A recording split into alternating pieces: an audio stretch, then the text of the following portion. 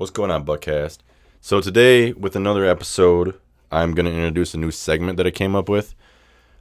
It's called Tuesday Tweets. So basically, I just go to Twitter and pick out a tweet that I like or I thought was interesting or because I want to react to it. And I definitely want to make it more sport, this podcast to be more sport-oriented.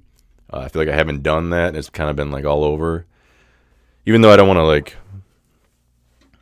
stick to just sports. I want to be mainly about sports, and then when I branch off, it won't be like as weird, because I talked about the Kardashians on this podcast, and then, a couple other things, but been kind of all over. But I want to pull up a tweet that I saw today that was kind of interesting that I agree with to some extent. Chris Mannix, I think he works for Sports Illustrated. I'll put the tweet up on the screen so you guys can see it. But it says, does any elite player in the NBA have a higher potential upside than Ben Simmons? He's an all-star with a scoring ability non-existent beyond a couple feet, which I agree. Add a floater, a serviceable mid-post game, a decent three-point shot. Simmons is an MVP.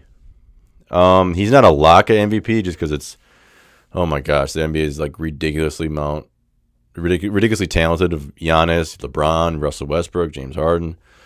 These guys who can score they're just naturally scoring ability. Like when I watch James Harden, he just so controlled. Like he has no weakness really in his scoring. Like he knows if he has you in ISO, it's like game over. Like it's ridiculous how good he is in isolation basketball. But yeah, if you put Ben Simmons I think the longest shot he's had, I read some stats on it. I don't know, but it's like the free throw line extended. It's kind of ridiculous.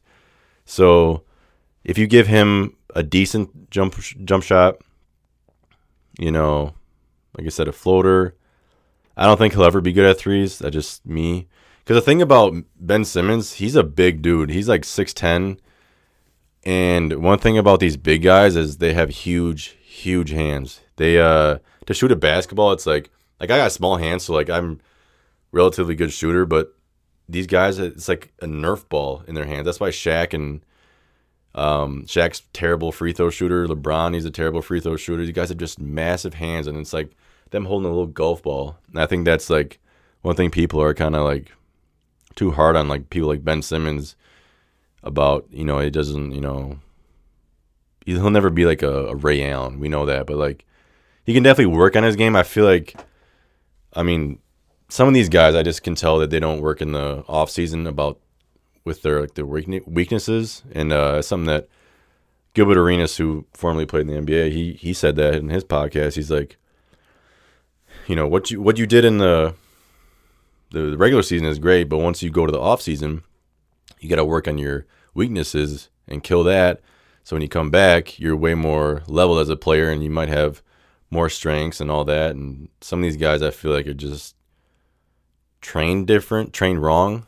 And if I'm Ben Simmons, I'm not going to be ever this spot up 3-point shooter. We're not asking him to do that. But if you're on the brisk of good and great, you got to separate yourself by putting in your weaknesses and just working on that every single day, 5 hours a day. Because these guys don't do anything else besides play basketball. They only go to probably parties a lot, and some got families, whatever. But you gotta make time. It's I would kill to be an NBA player. But yeah, I agree with what this Chris guy said about Ben Simmons.